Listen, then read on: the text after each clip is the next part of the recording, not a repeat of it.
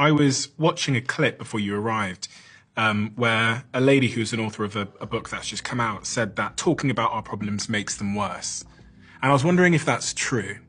It can be.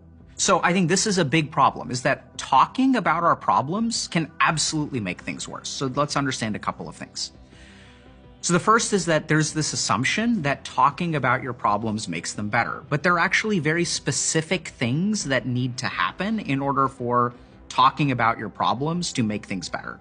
The most important thing is something called an emotional catharsis. So this is where you have like a breakthrough in therapy. So there's like this moment where there's a lot of dormant stuff, and Freud even described this, where you have this moment of very, very intense emotion that is relatively new. Or, I mean, it's kind of dormant, but it's not like venting. We'll get to venting in a second. And so there's a particular way we have to talk about problems that triggers emotional catharsis. Emotional catharsis creates something called like a breakthrough. So this is also like an experience. So this is not just talking about my problems. This is experiencing my problems in a different way.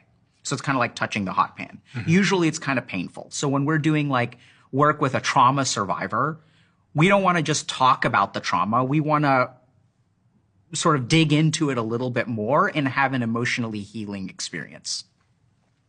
The real problem is that sometimes what will happen is people will just talk about their problems. So they'll use therapy as essentially like a venting session. And venting, if we look at kind of the neuroscience of venting, venting is useful for reducing our negative emotion in the moment. But this is the really tricky thing. If we kind of think about it, you know, like I'll ask you, maybe you know this, maybe you don't, but why do we have negative emotions, Stephen? It's a signal. For what? I would guess that depends on the negative emotion, but I guess it's a signal that is there to help us connect with people. Oh, okay. So I think it can be, sure. Loneliness. Loneliness is a great example of a signal that's designed to connect with you. What about something like anger or fear? Why do we have fear? To warn us against impending danger? Absolutely, right? So if I'm like running through the jungle and I see a tiger and I have fear, fear gives us information, and what else does it do? Gives us a physiological energy and very good adrenaline. Absolutely. For what purpose? To flee. Absolutely. So this is a big thing that people don't understand. The primary motivator for change is actually negative energy, a negative emotion. So this is the problem with venting. If you vent and get rid of all of your negative emotional energy, the drive to change will disappear. So if we kind of think about it, what motivates you the most? It's actually negative emotion. And you can literally look at the neuroanatomy of things like the amygdala. So the amygdala is very close to the hippocampus, which is where learning and memory happen. So we actually learn the most through negative emotions. So if I've been happily married for 15 years and there's infidelity, right? One case of infidelity, the negative emotion from that one case of infidelity can drastically motivate me.